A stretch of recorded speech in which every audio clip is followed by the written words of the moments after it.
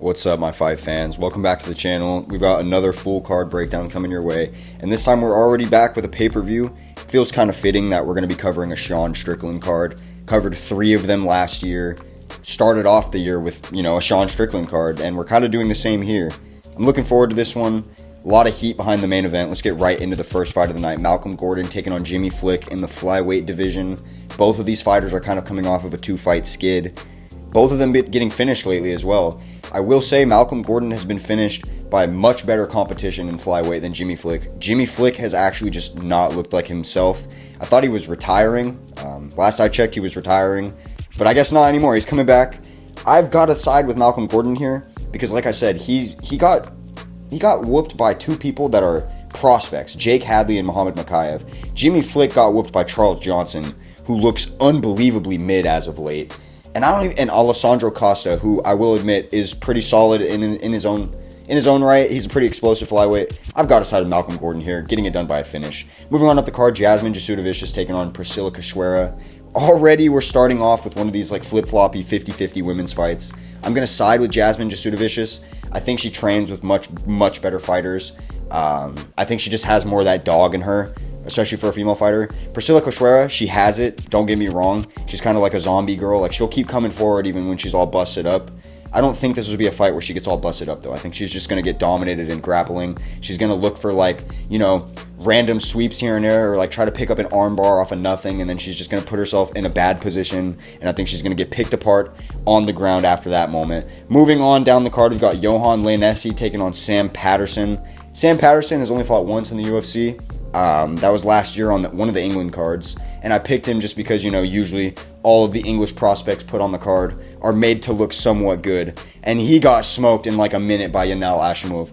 Yohan Lainesse, I've seen him get smoked by Gabe Green, and I think it was Mike Malott, who's further up the card. Mike Malott's a pretty good fighter, and Gabe Green, he's been smoked by some people, but he's pretty good in and of himself as well. Sam Patterson, I've looked at his fights from the regional circuit. He looks good, but you can't ever tell if they're fighting people that are just straight cans or what. I think Yohan Lainesse is going to be more tough. I think he's going to last whatever Sam Patterson can throw at him and TKO him. Moving on, we've got Gillian Robertson taking on Polyana Viana. Another one of those 50-50 fights, dude. I feel like Gillian Robertson is so much better than Viana on the ground, but I feel like Viana maybe has the striking and the pressure to really frustrate Gillian on the feet and make it so Gillian can never get her game off. That's what her problem was with Tabitha Ricci in her last fight. And prior to that, she was looking like she was, picking up her losing streak or her win one, lose one streak. And she was starting to finish girls. She was looking solid as a competitor. So I want to side with Gillian Robertson. It's hard to. I'm going to this time around, but I swear to God, Gillian, please do not let me down. Please don't let this be another fight that you should have won and you dropped to the judges or some BS. Moving on up the card, Serhiy Sidey taking on Ramon Taveras. This is a weird fight for me because they just fought a couple of months ago on Dana White's Contender Series. This was Ramon Taveras' last fight, and he got knocked out in the first round. And when you look back on how the fight was going, it's hard not to expect it to be the same exact fight. I mean, Ramon's last bout was this. I don't think this was Serhiy's last fight. I'd have to double check that.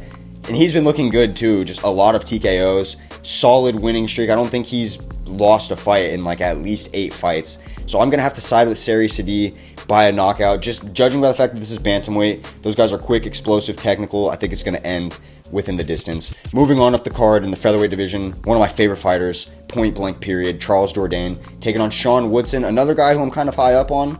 I can't exactly remember his last bouts perfectly. Let me just double check this real quick on Tapology. Dennis Bazooka was the last fight. Okay, not the greatest name. Then Luis Saldana went to a draw. Colin Anglin. Yeah, okay. I already knew who I was siding with coming into this, even before looking at these fights. I'm going to be picking Charles Jourdain. I mean, he has map advantage. They're fighting in Canada on a Canadian card. Jourdain is already somebody that rises to the occasion, and you can tell gets better when he has a crowd behind him. So I think that this is going to be a Jourdain show. He's going to find a way to get through the range after a tough first round where they're going to be swinging and banging on the feet. And it's going to be a scrap all the way, but I think Jourdain's pressure and just finding his shots inside the pocket and mixing up shit, going for grappling, it's going to tire out Woodson. I think they're going to have a war, and it's going to go to the decision. Charles Jourdain gets it done on the judges' scorecards. Moving on up the card, Brad Katona taking on Garret Armfield. My boy Garret Armfield won me some money for getting smoked earlier last year, so thank you for that, buddy. Brad Katona also won me some money on a parlay for winning his fight, so thank you to you. The parlay winners right now. Brad Katona is really technical. He's a good fighter, man. He's been around for a long time, and this is his chance back into the UFC. So I don't think he's going to be taking any risks here. I think he's going to be on point. He knows what he needs to do. Land power shots on the feet. Look to set him up all day because he's so much faster than Armfield. And then, once Armfield's scared of what's happening on the feet, scared of those calf kicks or those power leg kicks, mix up the grappling. I think this is going to be an easy one for Brad Katona. He can get him out of there with a knockout. Moving on up the card into the featherweight division. Personally, my sleeper fight of the entire card, Arnold Allen taking on Movsar Evloev. I can't believe that Arnold Allen is an underdog. I'm assuming that odds makers are hedging that Movsar will be able to mix in the grappling with pace and pressure and just drown Arnold. But we haven't seen that happen yet. We've only seen him lose to a striker who's a different breed of striker. Only one of the greatest in Alexander Volkanovski could figure out Max Holloway. I didn't expect Arnold Allen to. I picked Max to beat Arnold. And I've picked Arnold against everybody else that he's gone up against. I'm going to side with Arnold Allen. I think him being an underdog makes me want to lick my lips because if you see a fighter like Arnold Allen as an underdog, that is one of the best types of people to bet on. It's going to be a tough fight, I feel like. I think Movsar is just a really fucking underrated fighter, especially after that win over Diego Lopez. But I got to side with Arnold Allen. I think he's going to be able to get it done, stuff the grappling, and find his shots on the feet. Moving on, we got Chris Curtis taking on Marc-Andre Barriault right up the main card. I'm a huge fan of Chris Curtis. When he came onto the scene and he what did he do? He blasted Phil Hawes, which in hindsight doesn't look that crazy, but he kind of started the downfall for Phil Hawes, I feel like. Marc-Andre Barriault is riding on momentum. He's doing really good. He's living up to his nickname, the Power Bar. And he's starting to melt his opponents and get them out of there. But this is just the type of fighter that is built to be in the pocket, bulky as shit, taking punches and swinging back. Chris Curtis moves with such a weird rhythm, but you can just tell that he's able to shell up and take shots better than most people because he has a boxing heavy style. It's not a good matchup for Marc-Andre Barriault. Another fighter who, again, has taken a lot of damage throughout his career and I don't think has worn it the same way that Chris Curtis has. So I'd have to side with Chris Curtis here, getting this one done. I think he can get it done by a knockout, but I wouldn't be surprised if Marc-Andre's too tough and it goes to a decision. Then we've got Neil Magny taking on Mike Malott in the feature fight of the night. Mike Malott is the Canadian prospect that the UFC really wants to build up, and so far he's been, doing his part. He's been getting finishes, having exciting fights. He's just as big as Neil Magny, frame-wise, which impacts my judgment for this fight so much. I almost wanted to hedge Neil Magny, being too much of a gritty veteran, being good at turning away these prospects, and just being the ultimate welterweight gatekeeper. But then I saw that Mike Malott was his size at the weigh-ins. One of the reasons I kind of wait also to put out these pay-per-view predictions, I need to see the weigh-ins. I need to see how these guys face off with each other, what the energy is like. And Mike Malott looked game, so I'm going to be siding with Mike Malott. I think he's going to find the right shots. It's hard to get somebody like Neil Magny out of there, but I could see Mike Malott finding a good shot and knocking him out. So I'm gonna hedge that. Main event time, co-main event time, bantamweight title fight though. Bantamweight women's title fight. Raquel Pennington taking on Mayra Bueno Silva. I'm sorry, I'm not trying to be super disrespectful. It's just it's a little bit disappointing that this is the co-main event. But as somebody who's actually a fan of Raquel Pennington, I'm not mad at it. And it would be really nice to see her hold a belt after all of these years in the sport. The problem is she's facing somebody that's on a 3-fight submission streak, who's younger than her, has way less losses, way less mileage in the game, and wants the belt just as badly.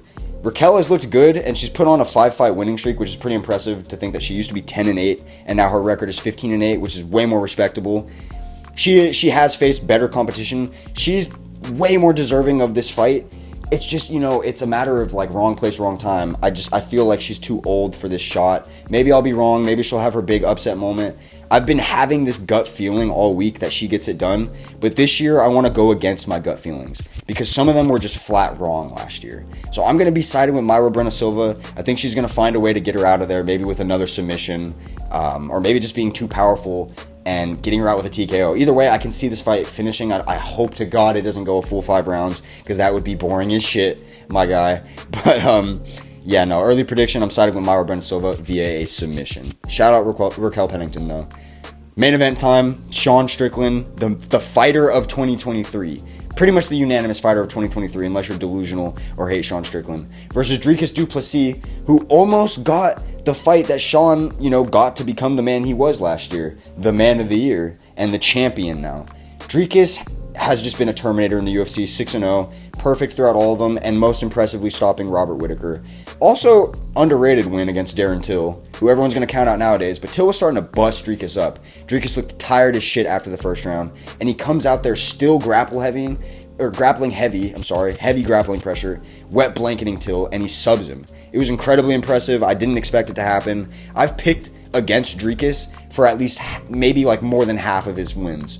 So, as a man and as somebody who just respects fighters, you can't not respect the guy for finding his way into this title fight. And I want him to keep winning because I want to see grudge matches with like Israel Adesanya. I think he'd be a good champion. I just don't think it's his time. I think it truly is Sean Strickland's time. 28-5 is an underrated record, especially when you look at the people he's been in there with and for how long he's been doing it. He's just a fighter's fighter. I think that his style also is really good for Dricus. I was saying this before with Robert, but like after watching them clash, it became really clear really quickly that Robert Whittaker's style is actually terrible for Dricus. And I mean, obviously we saw that, and hindsight is 2020. But Strickland with that jab pressure, I just think Dricus is going to be coming in trying to melt him like he does with everybody. And he's going to be getting poked in the face. He's going to be jabbed, busted up. I think after the first round, he's going to realize, okay, I need to change up my game plan. I need to try to grapple or something. And by then, the damage will already have been done. Like his eyes going to be a bit swollen. Sean's going to kind of have built up his momentum. He's going to find his comfort in the pocket. And I think he's just going to pull that jab, slick movement backwards, straights, walking him down at the right times. I think it's still going to be a war, and Dricus is still going to take rounds off of him, don't get me wrong. But I think that this is going to be Sean's breakout performance. I've got Sean via decision.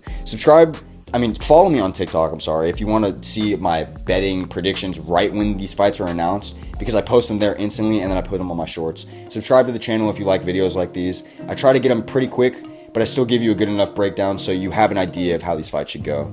I'll catch y'all. I love y'all.